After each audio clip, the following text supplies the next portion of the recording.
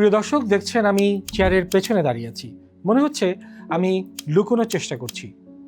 আসলে হ্যাঁ, একটু লুকোতে ইচ্ছে করছে, কারণ মাঝে মাঝে এমন কিছু ঘটনা ঘটে যেটা জাতি হিসেবে আমাদের লজ্জিত করে, পিছিয়ে দেয়, অভিশাপ দেয়, আবার সেই সাথে মানুষ হিসেবে নিজের কাছে নিজেকে ছোট করে, নগণ্য করে, ক্ষুদ্র করে।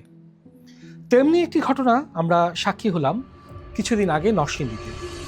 নরসিংদীতে ধর্ষণের পর হত্যার চলন্ত বাসে নারী ধর্ষণের অভিযোগ উঠেছে। নারীকে সংঘবদ্ধ ধর্ষণের অভিযোগ উঠেছে। এক গৃহবধূকে ধর্ষণের অভিযোগ নিয়ে ধর্ষণের শিকার এক কিশোরীকে দলবদ্ধ ধর্ষণের ঘটনায় এক গৃহবধূকে ধর্ষণের অভিযোগের ঘটনা। ধর্ষণের পর 5 বছরের শিশু তাবাসসুম হত্যার ঘটনা।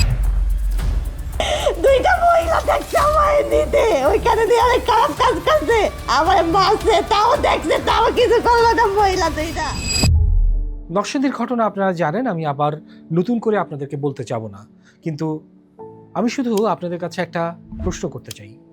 বাংলাদেশে একটা মেয়ে কতটা নিরাপদ? আর এই প্রশ্নটা আবেগের নয়, পরিসংখ্যানের। পুলিশের নিজের রেকর্ড বলছে 2023 সাল থেকে 2025 সাল পর্যন্ত বাংলাদেশে প্রতিদিন গড়ে 13টি করে ধর্ষণ মামলা দায়ের হয়েছে। 13টি প্রতিদিন। এই ভিডিওটা শুরু হওয়ার পর থেকে এখন পর্যন্ত কোথাও না কোথাও একটা মামলা হয়ে গেছে, আর এটা পুলিশের রেকর্ড। বিশেষজ্ঞরা বলছেন বাস্তব সংখ্যা আরো অনেক বেশি, কারণ বেশিরভাগ ঘটনা থানায় যায় না। এবার বাকি ডেটা দেখুন। আইন ও সালিশ কেন্দ্রের 2025 সালের রিপোর্ট বলছে সারা দেশে 749টি ধর্ষণের ঘটনা রেকর্ড হয়েছে।